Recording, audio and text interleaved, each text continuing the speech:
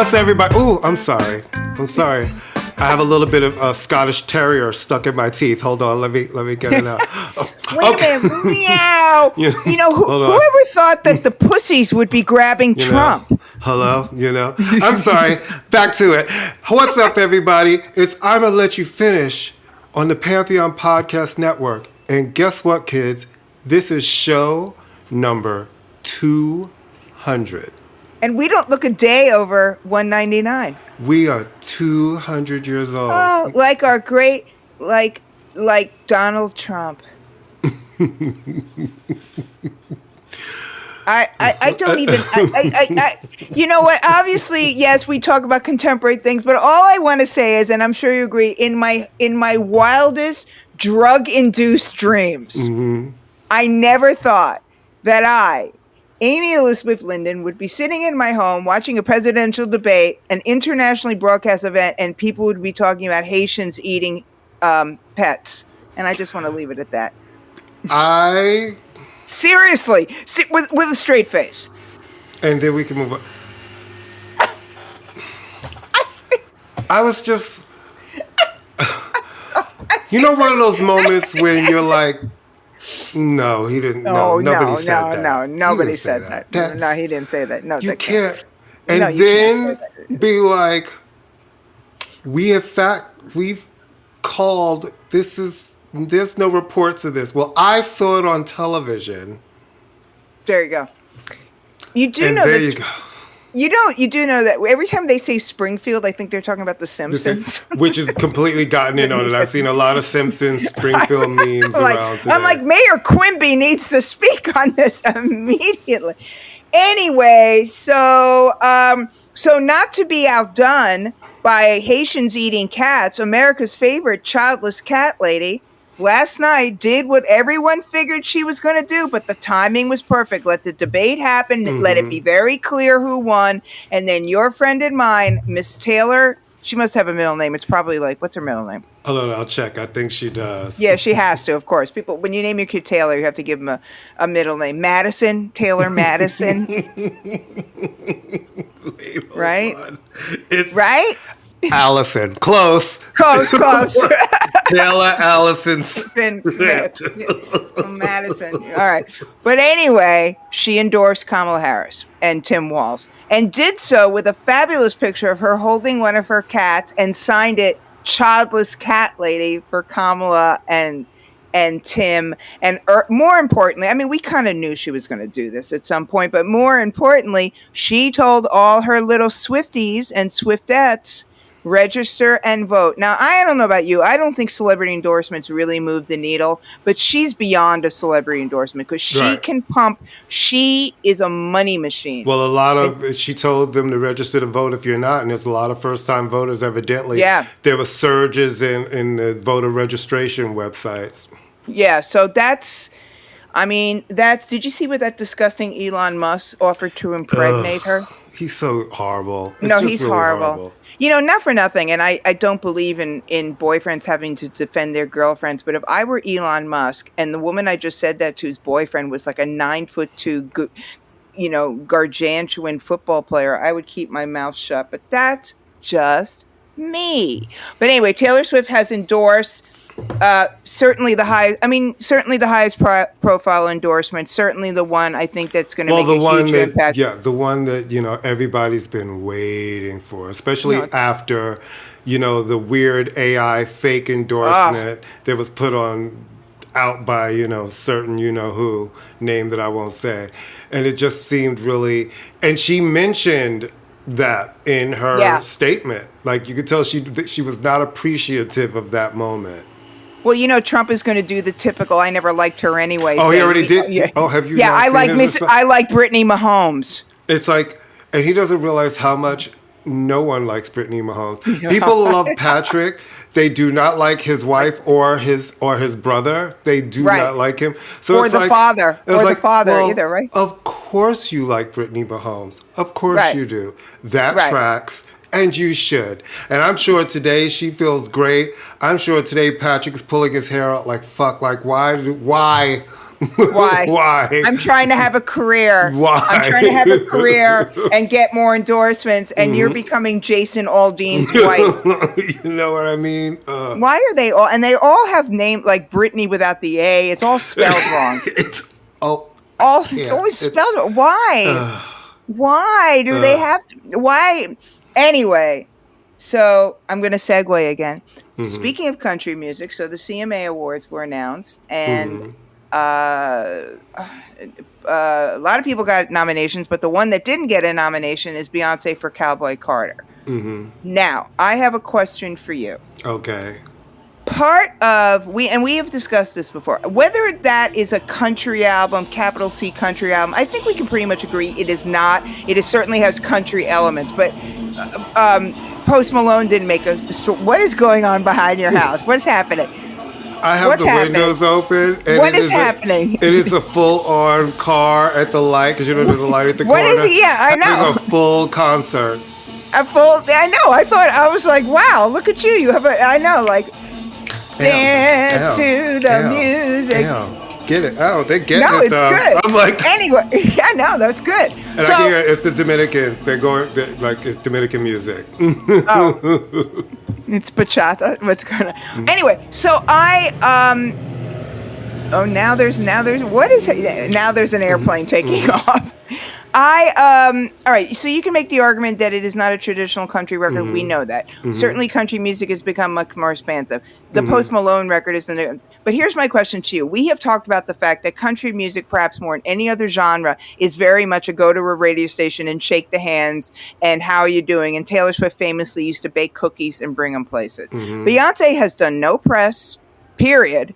But no press on this record, did no videos. She said there's a reason why she didn't do videos, and I can accept that. It makes sense. Focus on the music. But part of this, and I'm not excusing the CMAs at all, but isn't part of it with country playing the game? And she doesn't seem to play the game.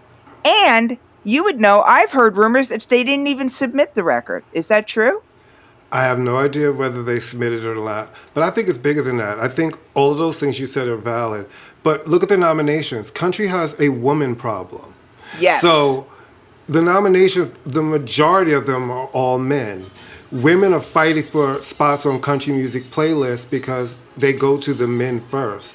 So they have a woman problem. So here comes the black lady who's single ladies and who is so not known for this. Of course they weren't. First of all, these are the people who let you know that you weren't welcome here. So there was no way when those same people come every year and sit in that audience to that show were you going to come in with a bunch of nominations and have the possibility of win. Not there. They're not that progressive. I just didn't see it happen. Shabuzi got nominations. They go black and go there, and he's a man. You know, you ask a lot of the women in country and the things they fought for and still fighting to get a certain recognition in that space. So I think it's a woman problem. Yeah. I definitely think you and I talked about this album when it came out. I absolutely think it has a lot of country influence, but it's a Beyonce album. Yes, very much so. And I also think like the Grammys, I'm going to give some credit to the more contemporary country artists. I think that an artist recognizes an artist. I think the problem with all these organizations is that you have a voting body. You could still have the 80-year-old guy who played flute on a record, which is not to say he can't be open-minded in his taste, but you have you're starting already with a conservative base. Unless you start injecting the Marin, do people like, Marin Martis is persona non grata in country now, but they're not, these new people are not coming in. If their idea of new blood is freaking post, I don't get the Post Malone thing. Who's been every genre under the sun. Every genre. He's everything. He got nominations. He was hip hop, and then one day he turned country. Well, no, he was hip hop. Then he was kind of like rock.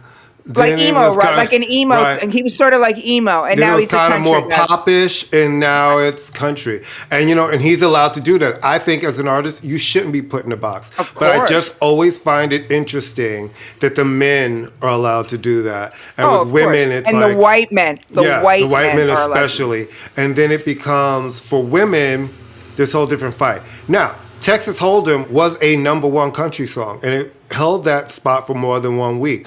Could it have been nominated for country single? Yes.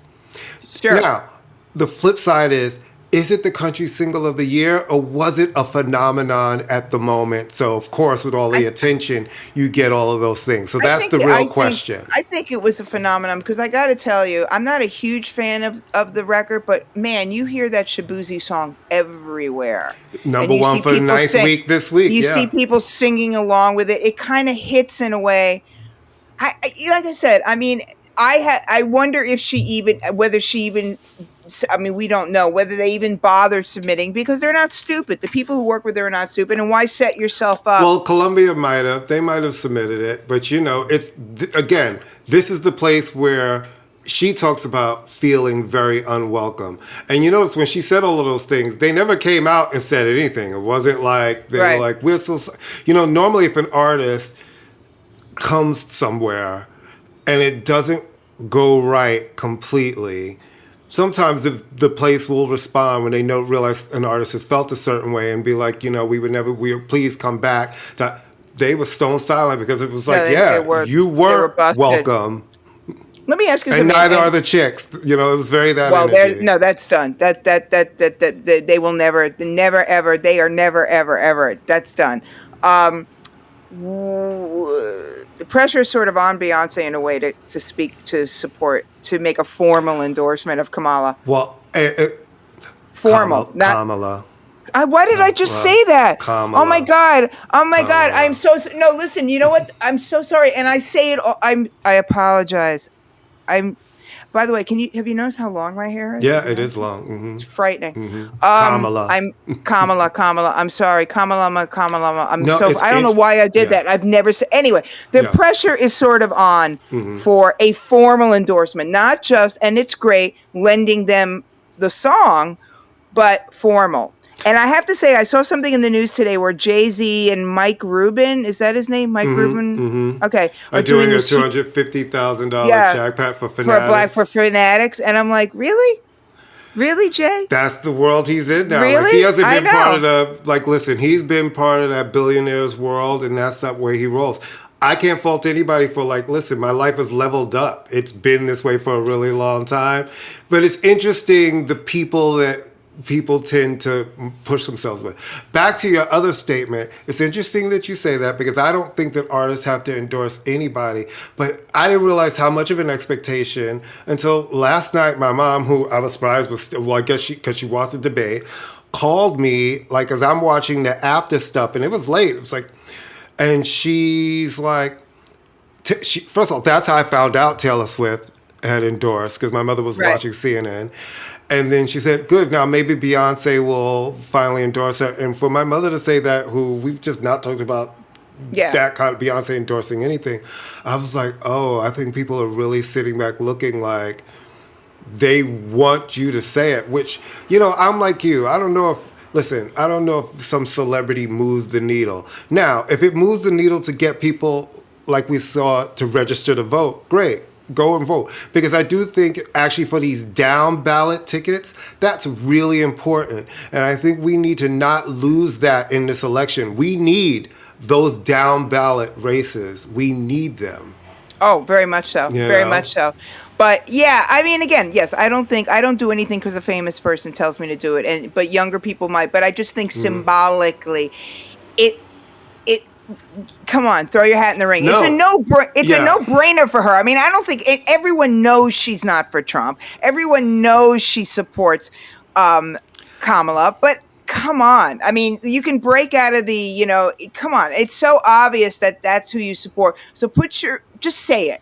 Just say it and write a check. And that's all you got to do. Just say it. And that's it. And that would be a perfect thing.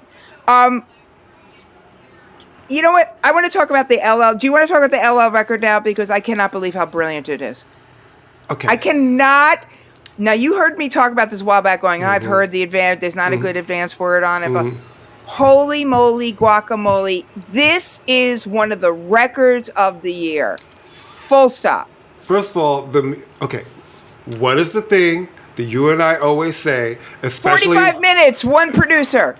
Boom. 45 minutes, one producer album. I don't care who you are, how brilliant you are, and you being the central force. And yes, there's some amazing multi-producer albums. I think, if we go back to, I think the first Renaissance album is brilliance for Beyonce. But the one producer album, I would really love to see for her a one Beyonce and with a writer producer and just her write the album, one producer album. Because there's an artisticness and a cohesiveness that comes with a one producer album. There is a cohesiveness. Okay, so I have two celebrity rap friends, and Tip is one of them. So it's not like he's going to call me up. But I always root for him. I always root for him. And oh my God, I Musically put it on. It's so strong, right? It's so strong. It's first off, it's dense. At first, I was like, "Wow, this is really dense." And then I'm like, "When's the last time I could say that outside of RZA, who uses?" It's just musically so on point. Tip is on it. Snoop Dogg's on it. Fat Joe, Eminem sounding great. Saweetie, Busta.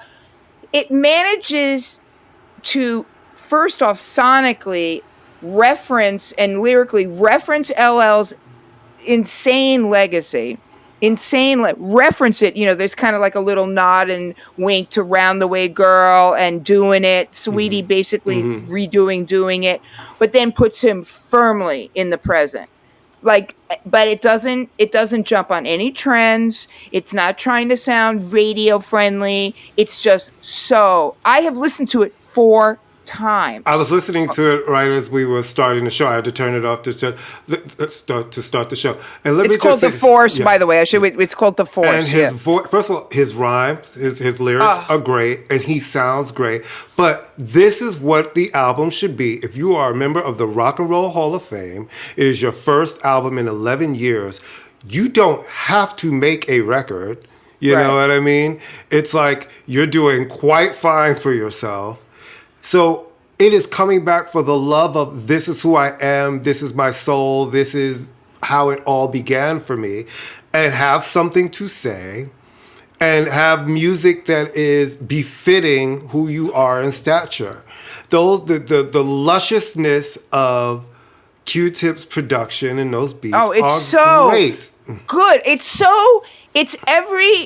It's the best aspect. Sometimes eclectic can be messy. This is just so smart and so well produced, and he sounds good. And LL is talking about stuff because let's face it, we love LL, but he's not a guy you go to for social commentary. He's a guy you go to for like do me, and so it's 2 Rock and Roll Hall of Fame people because remember Tribe is getting in too. That's right. Yeah. No, this is just as and Eminem. We got three rock and roll. That's right.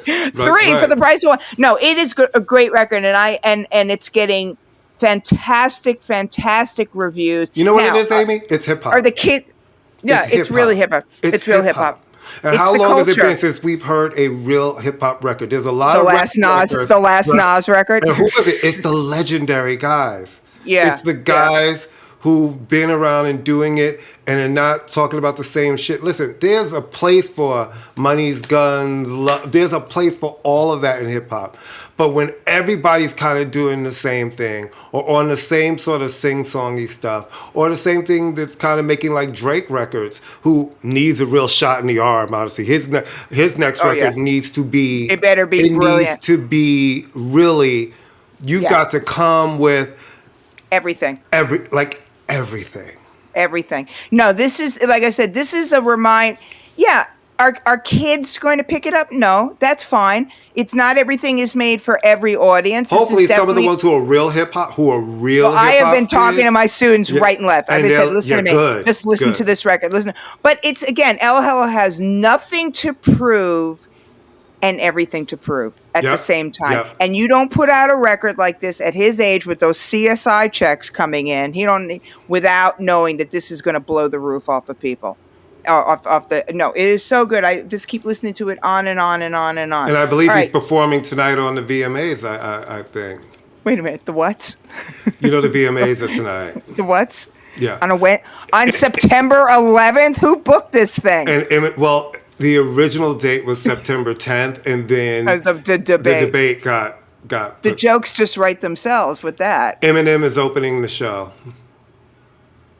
He has a record out now too, right? An album, which is getting like reviews. But that song is played a lot, and it's a hit. I know, but Eminem really hasn't changed up his shit. He's still complaining about people that. No, I can't even tell you. When's the last time you heard me? I played over and over and over again. The Nas records, you were really especially the first one. That first one, you loved the first one, and you really enjoyed the second one too. You enjoyed the second one a lot. I would love to see RZA come back and do some production. Yeah. Let's talk about Linkin Park. Okay, Linkin Park is a group I have never cared about. Neither have I, but this is and I know you never spelled it right because when you sent it to me, I was like, no, not like Abraham Lincoln. Right. I forgot it's Lincoln. Yeah, it's Lincoln. Lincoln. Like LinkedIn, but with the group I've never cared about. No disrespect. Their big hit, I guess, was that thing with Numb with Jay-Z. And, I am of the personal opinion that most rappers have the worst taste in music when it comes to rock because they just like whatever's put directly in front of them. But they were very, very big. And the lead singer, Chester Bennington, who has a gorgeous, gorgeous, gorgeous voice, committed suicide about 10 years ago.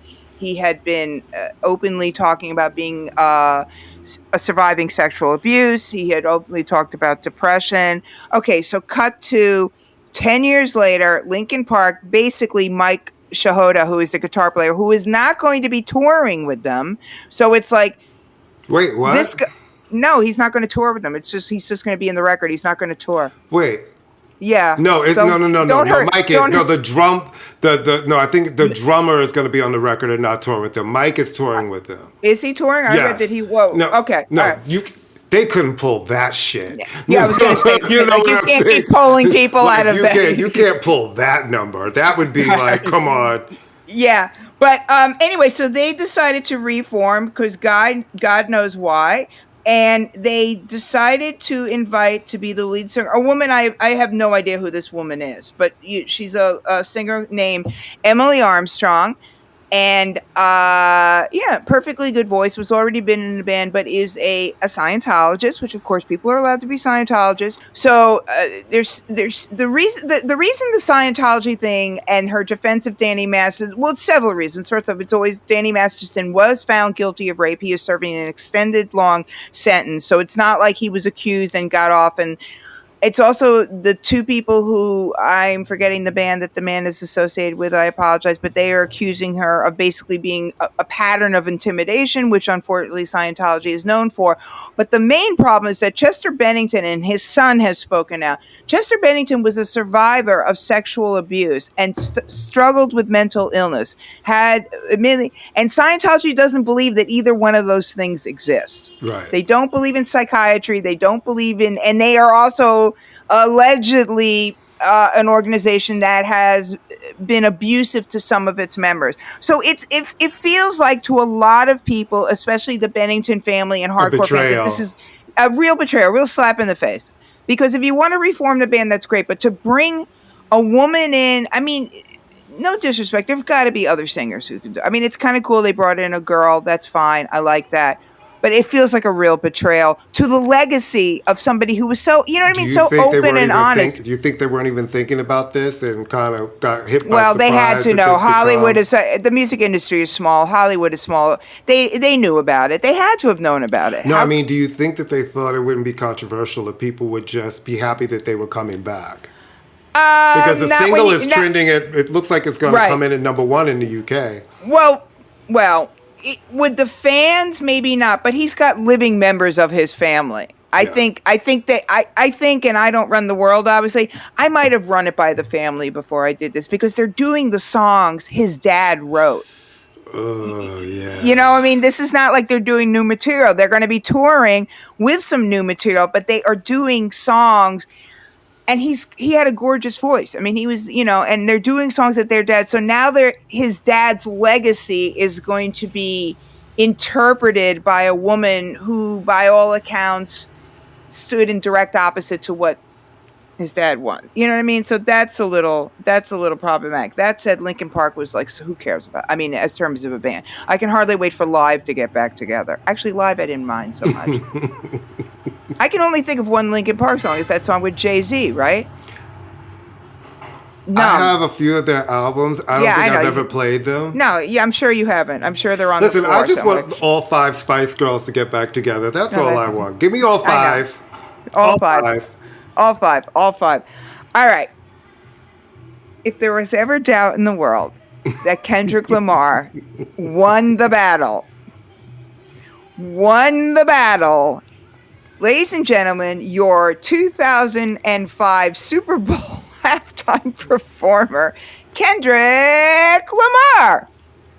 So who knew that would be so controversial? I'm like, all of a sudden now you guys don't like Kendrick Lamar? Is that what we're doing? No, I think it's all of a sudden. No, okay. So the controversy, I guess.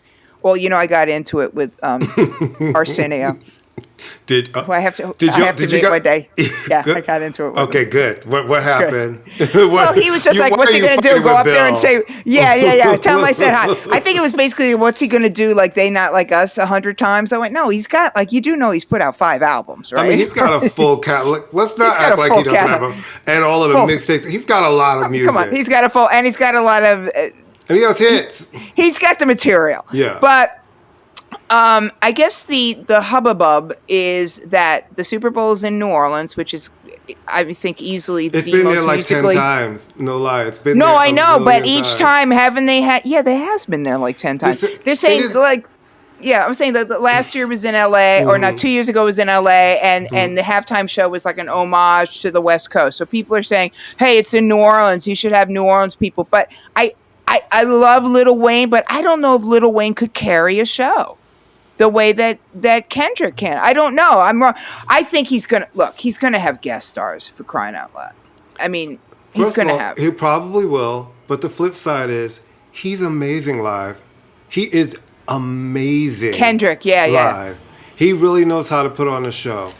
This is no disrespect to Lil Wayne. I know people love him. I decided, let me go and look at some of his award shows and TV performances throughout the years. And Kendrick? Phenomenal. Wayne, yes. And then I wanted to look at Wayne's to see, what he does on stage. And I was like, there is a stark difference. I can understand why people are like, it's New Orleans, but it's like, this is the Super Bowl. That has nothing to do with anything. Yeah. There's a lot. People want to blame Jay-Z, which made 0 sense. It's like, there's a lot of people who have to say yes to this performance. It is not a concert. It happens in the middle of a football game, and you have advertisers and sponsors to keep. And truth be told, a lot of stuff that Wayne raps about is not ready for prime time. The songs y'all want to hear be bleeped out, half of them. So it's like, well, it's just. I do think, look, there are going to be guests. There is always guests. Mm-hmm. I am sure that there will be some who know. The thing that really cracks me up, there's so many things that crack me up, but the thing that really cracks me up, hip hop and pop, just that audience doesn't want to see it. Do people not at this point realize that the halftime show is for the people watching the game at home? I think that if you're actually at the game, A, you're getting up to go get a snack, or B, you can't even see it. The halftime show is for me and the gays, okay? That's who it's for. Absolutely. So, and it's a production. I'm sure all the bells and whistles that we see on TV, you can't even see in the audience. Now, am I, as a card-carrying member of the homosexual fan club of love, would I not like to have seen a diva with wind hair and 62 costume changes and questionable vocals? Abso-fucking-lutely. Am I mad at Kendrick Lamar? No. And all these people who pretend to be mad are the same people who were coming on themselves 5 minutes ago with the Drake-Kendrick war. So everybody needs to stop It's a dumb argument. The show's going to be great. Let's stop with this black on black crime. Stop acting like you suddenly don't like Kendrick Lamar. This is some bullshit. Everybody loved Country Lamar, and he had a #1 song, and he's going to drop an album the next day. Boom. And that'll be it. But somebody did say that if he performs a song about calling somebody a pedophile on national television, there might be like a major. Okay, so what the event of the event will be. Of course, it'll never happen. Is when he brings out Drake, which won't be happening. And it won't be happening. It would never happen. No, and I don't give him that. I from the shit that he was saying. He won't give him the platform. He does not like him. No, they don't like each other. You don't write those kind of lyrics about somebody who you're like, it's all on record. No, it's like, no, I really don't like you. No, I really don't like you. I don't like you a lot. We are never, ever getting back together. Yeah, but you know what we are going to do? We're going to go to commercial break. And everybody, we'll be back in 5 seconds.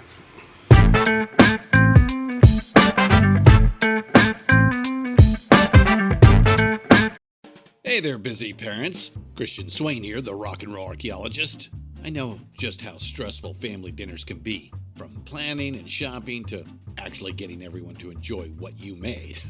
But I've got some good news for you. HelloFresh totally gets it too. They're making dinner easier and more enjoyable with fresh ingredients and recipes that even picky eaters love, delivered right to your door each week. I've been using HelloFresh for a while now, and let me tell you, their new Build-A-Plate meals are a game changer. Imagine not having to make multiple dinners to satisfy everyone's tastes. And with so many options, each member of my family gets to build their perfect plate from just one meal. No more, I don't want this at the dinner table, just happy faces and clean plates. Plus, with HelloFresh, I don't have to worry about meal planning or grocery store runs. Their easy-to-follow recipes with pre-portioned ingredients save me so much time, especially now that school's back in session. And here's the best part. Right now, kids eat free. Go to HelloFresh.com/PantheonKids to unlock this exclusive offer. That's one free kids meal per box for 2 months while your subscription is active. So, what are you waiting for? Head to HelloFresh.com/PantheonKids. HelloFresh, America's #1 meal kit. This show is sponsored by BetterHelp. Have you ever thought about something new you'd love to learn? As adults, it's easy to get caught up in the daily grind, and sometimes we forget to make time for new experiences. Remember when we were kids and learning was part of everyday life? Now it feels like we're always in work mode. But what if we could tap into that curiosity again? Whether it's learning how to garden, picking up a new language, or finally beating your friend in your fantasy football league, there's so much out there to explore. Therapy can help you reconnect with that childlike sense of wonder. I know for me, therapy has been a great way to learn about myself, set healthy boundaries, and develop positive habits. It's not just for times of crisis. It's about growing and becoming the best version of yourself. I know I am more in tune with both my positive self, which I highlight, and my negative self, which I'm working to minimize since I began working with my BetterHelp therapist. If you've been thinking about starting therapy, BetterHelp is a great option. It's fully online, so it's convenient, and it fits around your schedule. You'll fill out a quick questionnaire and get matched with a licensed therapist. And if it's not the right fit, you can switch at any time with no extra charge. Rediscover your curiosity with BetterHelp. Visit BetterHelp.com/Pantheon today and get 10% off your first month. That's BetterHelp.com/Pantheon.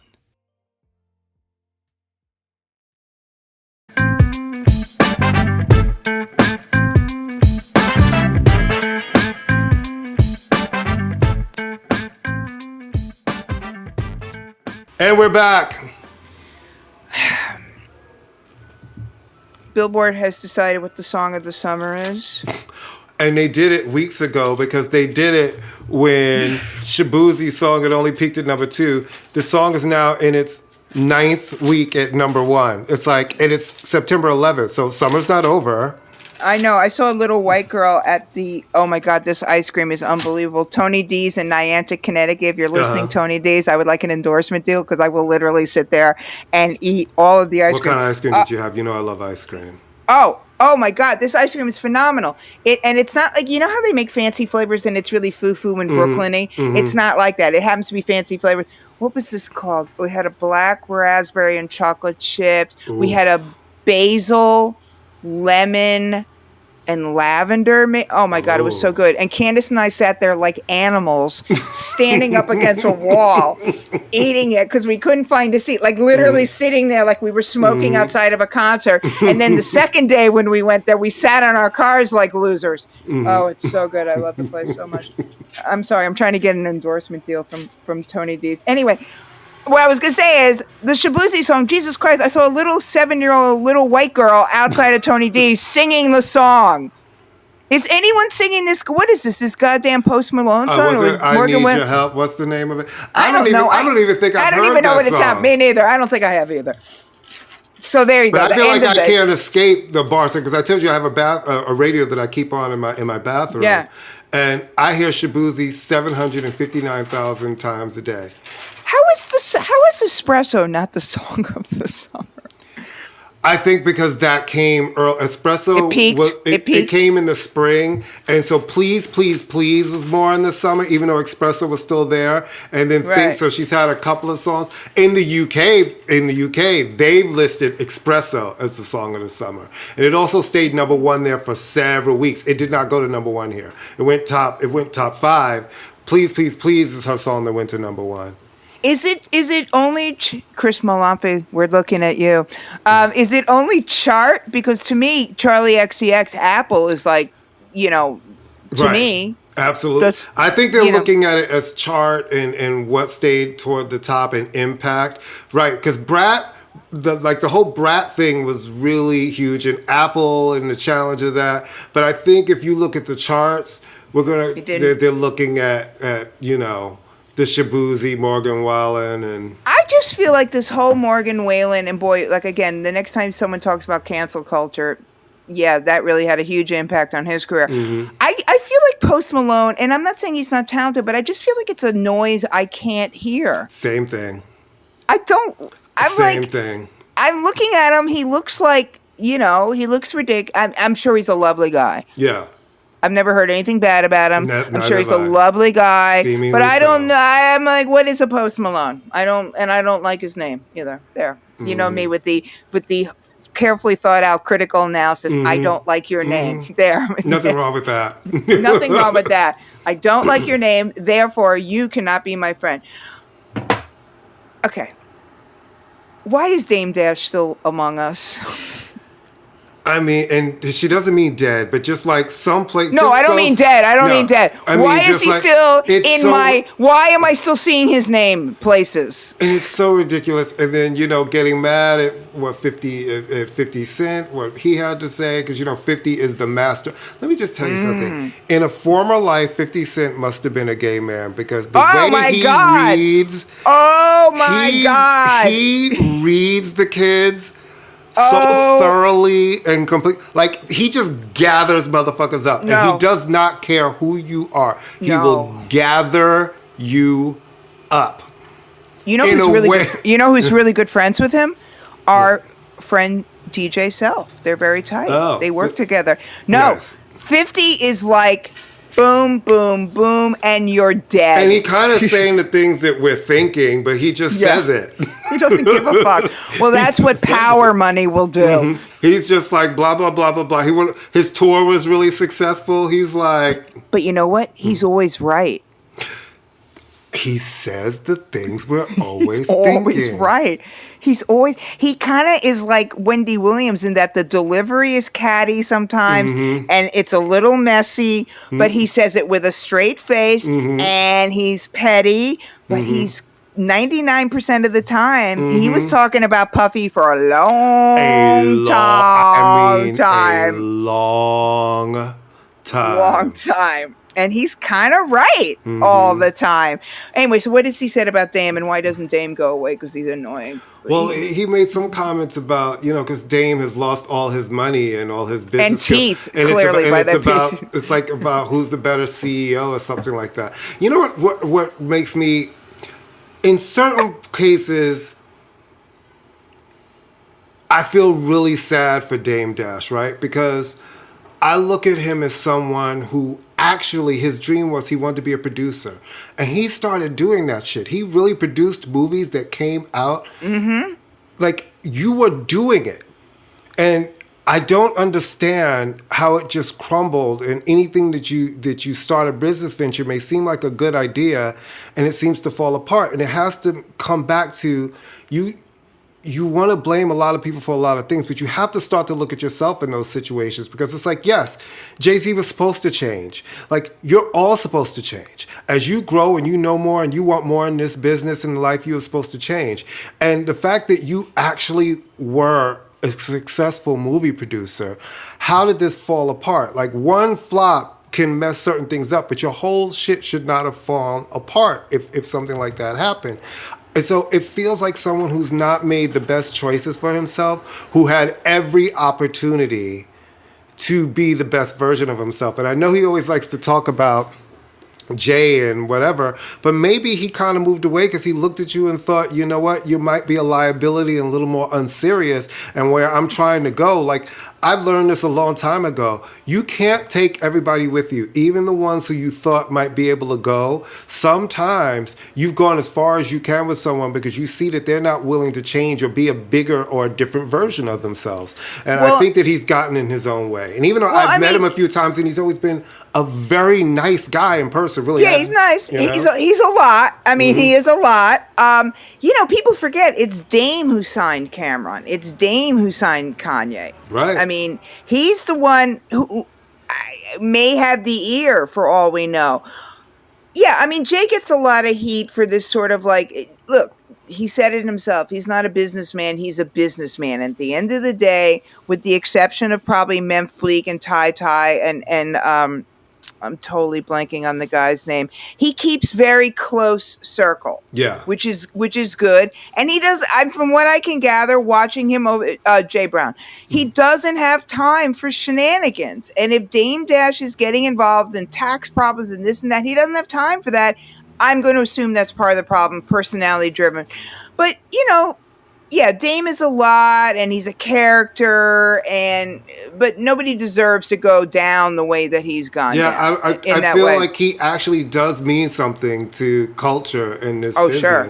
So to see it is heartbreaking, because you realize, man, when I see you and just when I hear you talk, I can tell that there might be some anger in there, because you realize you had it all.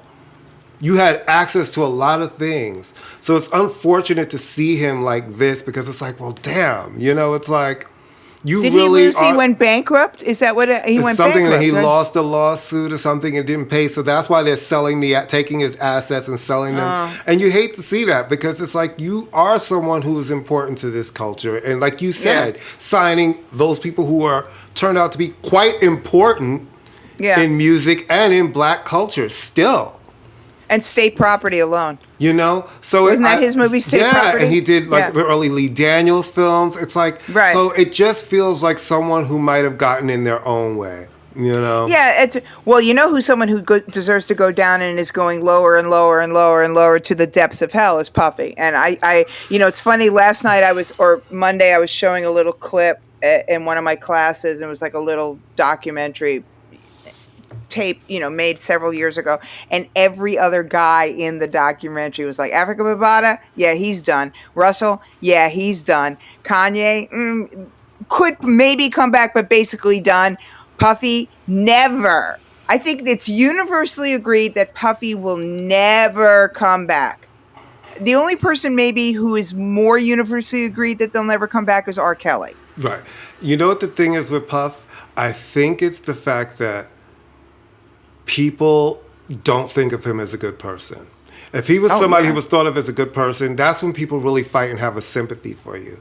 But everybody, and it's amazing. I have a friend who, we talk about this all the time. We're amazed that the young people know that, him taking all the publishing and all of that stuff, because a lot of these albums and these artists were before their time. But even it's something that is passed down. So it's like, when people know that you have the history of being that person, and so when they see Like now you've gotten this judgment against you because you didn't answer to a lawsuit from a guy who's in jail for multiple murders, never getting out. But he said that you raped him in Detroit in the 90s. You know what I mean? So sordid. All of it is sordid. Yeah. It's just sordid. But you're exactly right. I mean, you look at pictures of him now, he just looks like the personification of bad. And there's no one, when we've discussed this, at his worst, there were still people who were defending Russell on some level.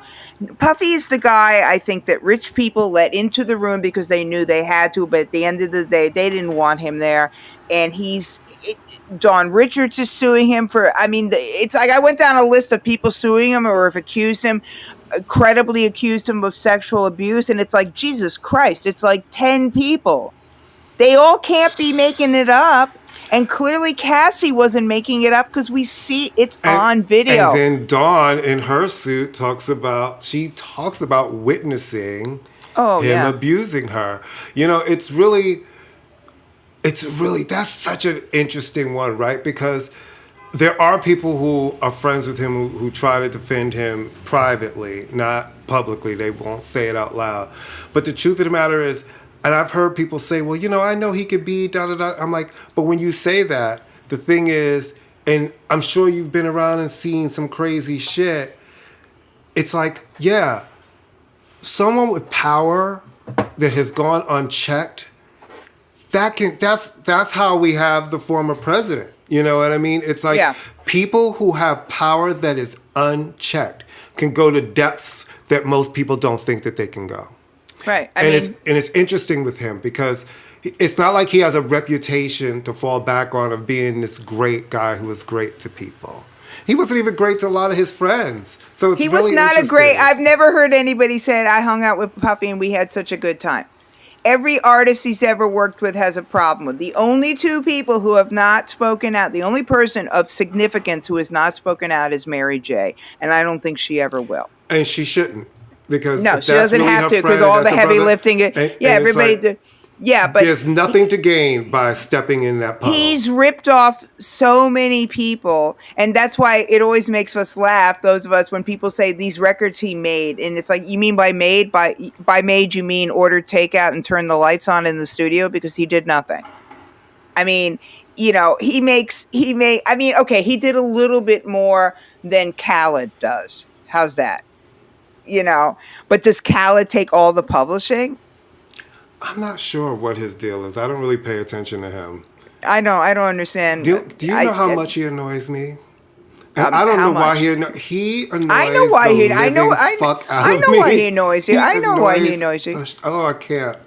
But he seems like a nice kind of, he annoys. I mean, his kid is cute, and they drink almond milk, and it's all good. Do you want to talk about Oasis and D'Angelo or the U.S. Open?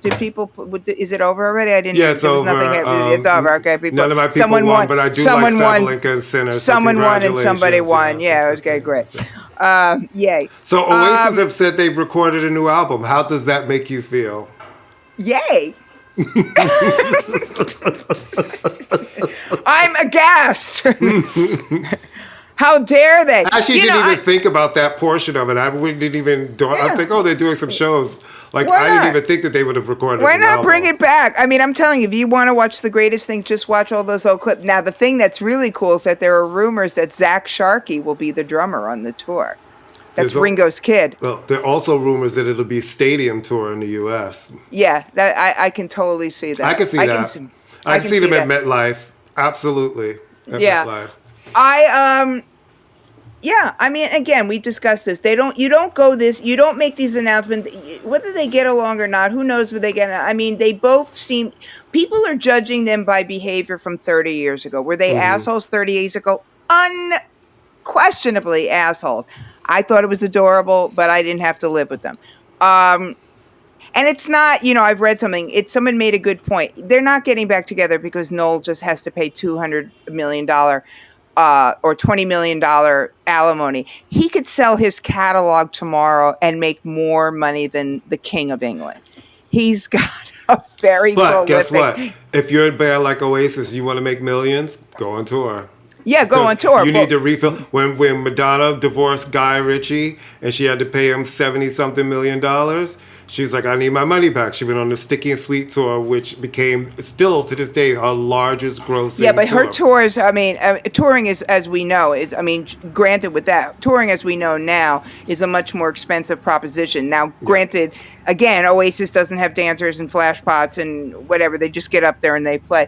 Yeah, I mean, I'd be interested to see with an album, but then on the other hand, I mean, if you listen to Liam Gallagher's solo stuff, he's definitely changed and sort of gotten stronger. If you listen to High Flying Birds is great. It's not Oasis. Those first two records, I'm sorry, you say they're that great. all the They're time. great. That's your thing. They're You always great. go back to those and first two records. I defy the Beatles thing. I agree with our celebrity friend Ben Merlis. I don't hear that much Beatles. I hear a little bit of Beatles, but tell me a group that doesn't reference the Beatles, for crying out loud. I mean, come on, everybody. If we talk references. about people or groups that sound or have an influence of somebody, then it's like, well, that's a long list.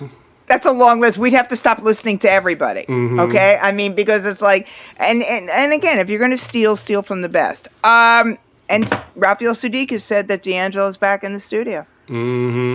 So he's like Kahutek, right? He puts a record out every 15 years. How long has it been since Black Messiah? Over 10 years. Over 10 years. I'll look it up right now. Hold on. You know, I went to go see him at Afropunk many years ago, when Black Messiah came out. And he was like an hour and a half late getting the stage. And some guy was complaining. And I'm like, dude, it took him 10 years Black to put out the Messiah second. came out in 2014. All right, so 10 years. 10 years. It's just so funny that he's not that guy. He puts out a record. When he puts out a record, he has the freedom to do it because you know and I know everybody will be fiending for this record. And if he's working with Raphael Sadiq again, we both think, or at least I know you're a Raphael fan too. I don't think Raphael Sadiq's ever made a bad record. No, he's as a super producer, talented. as a producer or as an artist. I don't think he's ever made a bad record. So, and D'Angelo's great.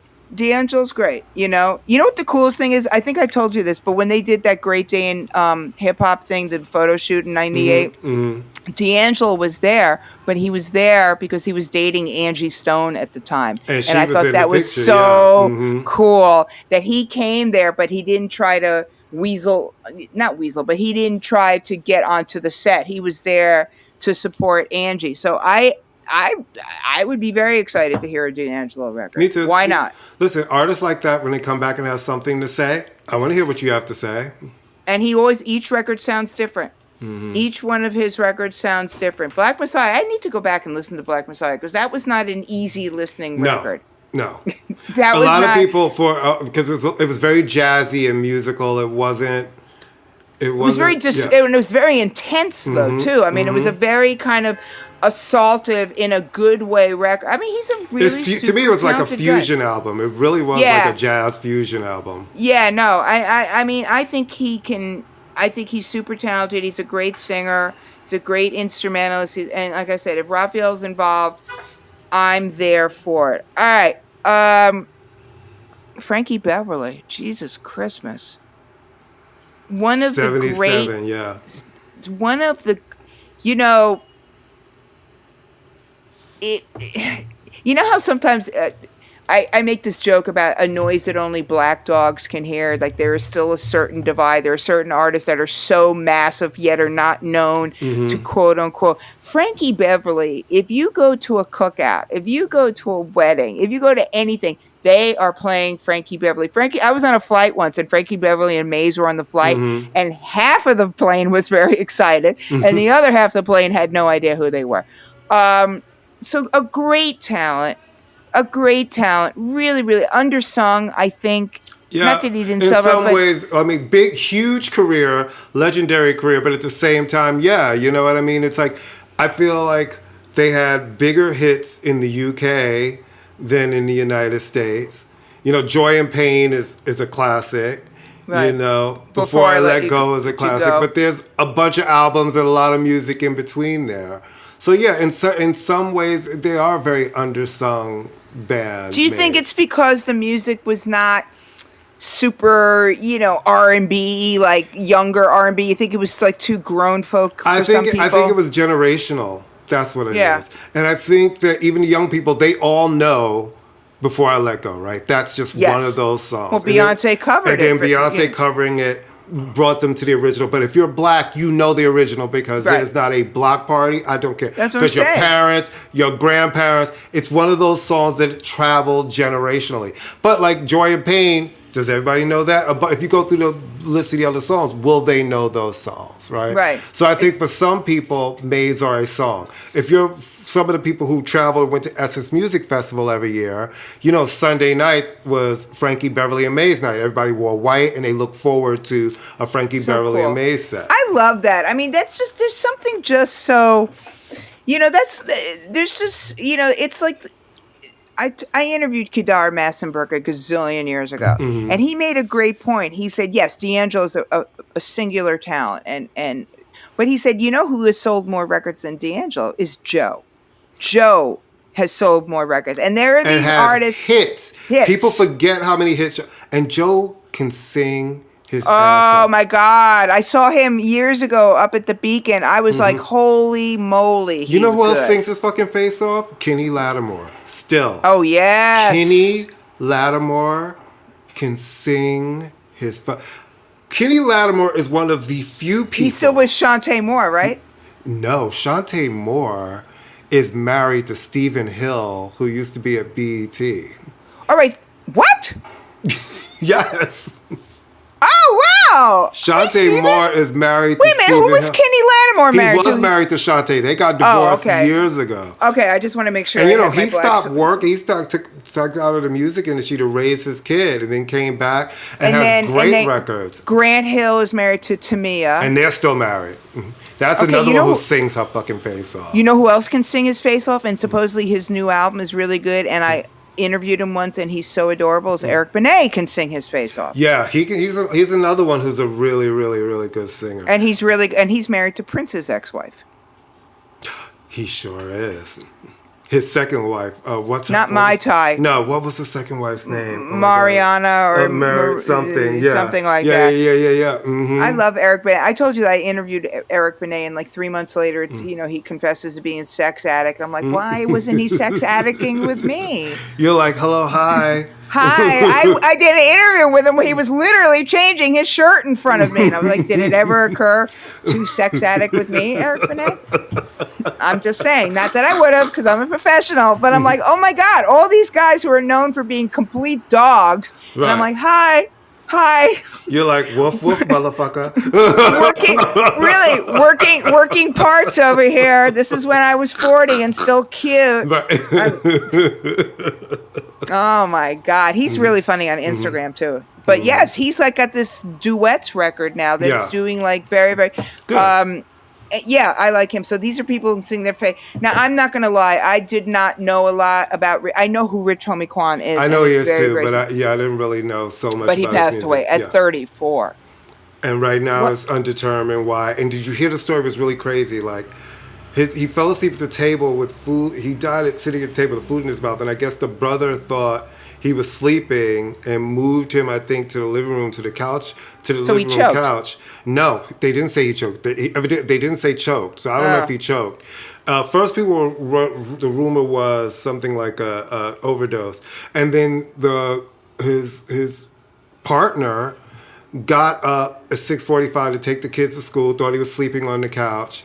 Came back home after dropping the kids off. He was still on the couch, went to bed, woke up at like 11, came out to wake him up, and that's when she touched him. He was cold, and that's when she realized that something was wrong. Oh, my God. That's so awful. Yeah, it's awful. And what's even worse is, it's really shocking. His father was his manager. Then all these women who he was having affairs with immediately start coming out and trying to post pictures of them together, being like, he was my love, my man. And it's like... I just don't understand the weird clout chasing weird things. I just don't, you know. I don't want to think sometimes that people are the worst and then people do the worst shit. And I'm like, this is the moment where you choose to reveal yourself, this moment? Well, you know, Haitians are eating dogs and cats. This is the world. In Springfield.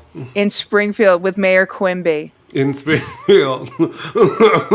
Mayor Quimby. I mean, he looked in the camera. And he kept saying with a straight face. He kept saying it. And, well, he threw it out there like he's rambling. One more. And his peem in the spin room is going, sweet Jesus, mother of God. Really? Can you imagine? They're just like, what the fucking fuck? And then to get fact checked, and then to say it was rigged because he was like, they kept He goes on, he's like, I guess it was like Fox this morning, and he's calling in. He was like, they were saying this, it was debunked and debunked. He keeps saying it. Then this was debunked. I mean, it was rigged. It's like, so the things you were saying were debunked. Right. You're using that word. Cats, and then because everyone knows, first off, that dogs will eat you before you can eat a dog. If you die, your dog will. No, dogs will stay loyal. I take it back. Dogs will stay loyal and woof until someone comes to help you. Cats will eat the skin off your body, but I love my cats. But the point is that he's insane, and I was sitting there going, this is why the world thinks we're crazy. Because on international television. All I know is that I want a T-shirt or a dance craze. You know how they have the Apple dance and the TikTok challenges? I want one where obviously people can't see me, where everybody does the Kamala chin in the hand, bitch, you must be crazy look. Because that is the look that every parent, every teacher, everybody gives like, Or how many times have we been, because I know me, I'm like, this motherfucker right here. Right. That was the this motherfucker. You know right what I mean? here. It's like, I know that has come out of my mouth. When she said, and then this, and you can see her shake that head, and then she was like, yeah. Former president, was like she had to find it because the thing that we all want to say sometimes when you're mad, it's like this motherfucker right here tried to play me. Really, yeah. Okay, no more politics. I can't. No, I'm gonna tell. All right, you know what I was gonna say? What I'm listening to, and there was something else I was listening to, but I literally have just been listening to the LL Cool J record. Okay, so I was listening to Ella, but do you know what I was listening to this weekend and today? What? The Bangles. Well, Massive Attack, because I heard you. Oh, yeah, I was today. For sure. The Bangles. I've been listening to a lot of the Bangles. Pulling back into the Bangles are fucking great. Great songs. Susanna Hoffs annoys the crap out of me. Love all of them. Love her. I love them too, but she annoys the crap out of me. I can't tell you why. And I started digging through and listening to the Rolls Royce catalog. Oh. So good. If you haven't pulled out any Rolls Royce in a long time, it really sounds fucking great. They're really good. No, oh my God, Car Wash. Which was their first album. The first album is the Car Wash soundtrack. Yeah, but I was listening to something else, but I'm telling you, how rare is it that, by the way, Candace Crossley, hi Candace, hey, Candace. says that who is inexplicably for the last 4 days, she called me, she said, I'm very concerned, I'm drinking espresso and playing jazz nonstop. I said, stop. Immediately. So, no, it's like the morning I woke up, I was like, I want to hear some Lena Horne. And I was like, oh my God. No, nonstop. She's made a Spotify playlist of like 177 songs. I never play Lena Horne. I woke up in the morning being like, let me play some Lena Horne. Like, what the fuck is that? I was like, what's happening? I know. She wanted to tell us that our critique of the Brian Ferry record was pee in your pants funny. It's very Where's Waldo on that record, but okay, who am I to make a comment? It's very like, I know he's in here somewhere. Somewhere there is a Brian Ferry lurking about. Guess what? I just found out I might have a contact for Brooklyn Paramount. Oh, so you're trying to listen. We have this show. Like, and we review and talk about stuff. So. I need to weasel. I'm gonna go to a show next. No, you're going to end up in that show. There's no way. There's no way that you can't. You have to. Look at my hair. Look how good my hair looks. No, you have good hair. It always looks good, and it's long. It's very long. It's very. Are you gonna let it grow? Or you're gonna cut it? Because you know you get the point. I have to cut it. It's driving me nuts. Yeah. But it grows like a little weed. All right, Honey Bunny, do you have something you'd like to say to our listening public? Thank you, guys. 200 episodes. I mean, when we first started this show, we were trying to make it to, if we make it to 10. I'm sorry, make it to 10 if we make it through the first show. You know what I mean? Me and Courtney up at his kitchen table, like like John and Paul on one mic, with Miguel sitting in the corner going, I don't hear a single. And then when we had those cheap mics, and then when we signed with Pantheon, and they were like, We love everything except one thing. And I was like, the sound, because trust me, we hate the sound too. And then they changed our whole world with mics and equipment. And so listen, you know what the deal is. You listen to us every week. We love you, Pantheon, by the way. We do. Like, we really do. We feel like we as the kids say, appreciate you. Mm-hmm. And we mean it. No, we really did. We're very grateful to be part of a cool family. Absolutely. And you guys should check out Pantheon because we have, it's not only is Pantheon the #1 music podcast network in the world, it's really expanded to, it's also now social commentary and sports. So there's really great podcasts. Now the football season is here. There's really great series that they have on there. Listen. Check us out on Pantheon's main page, and when you go on their main feed, scroll and listen to some of our neighbors. There's so much stuff there. Do they have a basketball podcast coming up, perhaps? I don't know, but I think for some of you know what we should start doing?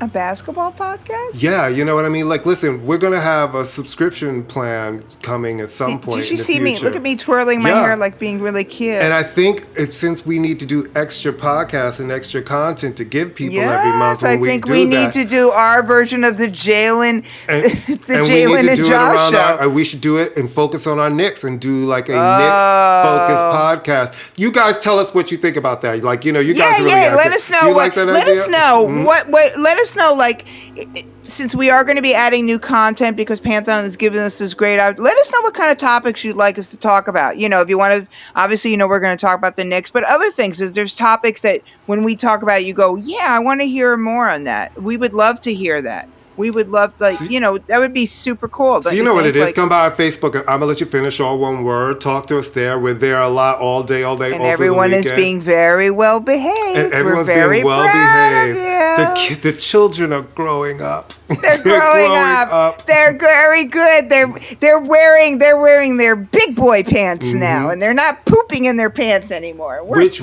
happy. And on we will see you next week. Bye. Take care, everybody. Bye.